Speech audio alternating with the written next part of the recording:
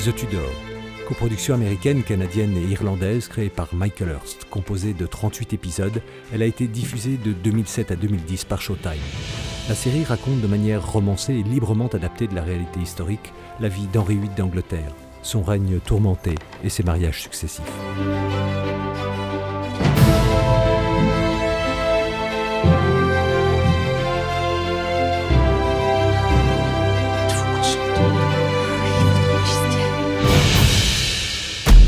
La série est écrite par un scénariste anglais, Michael Hirst, qui signe ici son premier travail pour la télévision. Dans les années précédentes, Michael Hirst a été le scénariste de 2 films sur Élisabeth Ier. Il s'agit des films qui ont fait un bon succès des publics et probablement The Tudors, la série télévisée, profite de ces succès pour raconter l'histoire du père d'Élisabeth. Levez-vous tous pour le roi!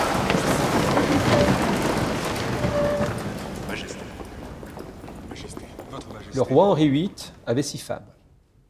Une est morte, une a survécu, de 2, il a divorcé, et 2 ont eu la tête tranchée. Les historiens considèrent qu'Henri VIII est à l'origine d'un changement qui marque la fondation des États modernes, et le règne du roi à 6 femmes a joué un rôle tout à fait important dans cette histoire. C'est un roi que la tradition populaire associe à une figure d'ogre terrible, une sorte de barbe bleue, un serial killer de 6 femmes. Ce qui s'est passé, c'est votre faute. Votre faute. C'est vous qui m'avez poussé à l'épouser. Et elle dialogue, cette série, avec toutes sortes de références culturelles. Qu'elles soient littéraires, qu'elles soient artistiques, qu'elles viennent de la culture populaire. Et ça, c'est intéressant. Il y a une claire allusion au Richard III, la pièce de Shakespeare, Richard III étant le roi cruel et sanguinaire par excellence. Et il est évident que lorsqu'on voit Jonathan Rhys-Meyers interpréter un Henri VIII vieillissant, boiteux, bossu, eh bien, l'allusion à Richard III est tout à fait limpide. Il faut reconnaître que les formes d'esthétisation contemporaine peuvent être assez radicales. Alors, c'est le cas notamment dans les images promotionnelles, très clairement, mais c'est également le cas sur la jaquette ou l'affiche de la saison 3. L'image est la suivante. Le roi est assis sur un trône composé de corps qui s'apparente davantage à une création artistique contemporaine qu'à l'histoire du règne d'Henri VIII. En réalité, le lien avec le contenu historique de la série n'est peut-être pas là où on le cherche.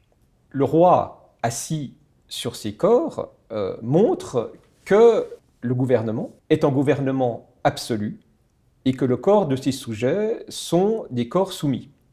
Et il faut rappeler que la 3e saison marque un tournant dans le règne d'Henri VIII, puisque ce règne devient de plus en plus arbitraire, de plus en plus despotique, il va finalement sombrer dans une forme de tyrannie.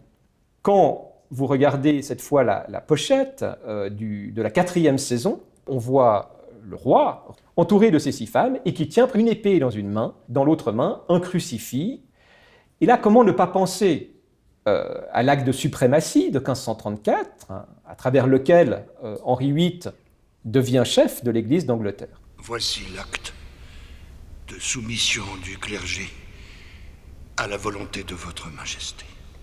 Donc, il y a ces côtés d'interprétation presque iconoclaste, et c'est d'ailleurs sur ces côtés interprétatifs que certains historiens se sont exprimés d'une façon positive, en soulignant qu'il y a des personnages pour lesquels la série a effectivement su donner une complexité qu'un historien aussi peut apprécier. Donc il y a toutes sortes d'allusions culturelles qui font sens, qui interrogent également la manière de se représenter l'histoire et sur lesquelles, malheureusement, on ne s'arrête pas assez souvent et qui ont une signification importante.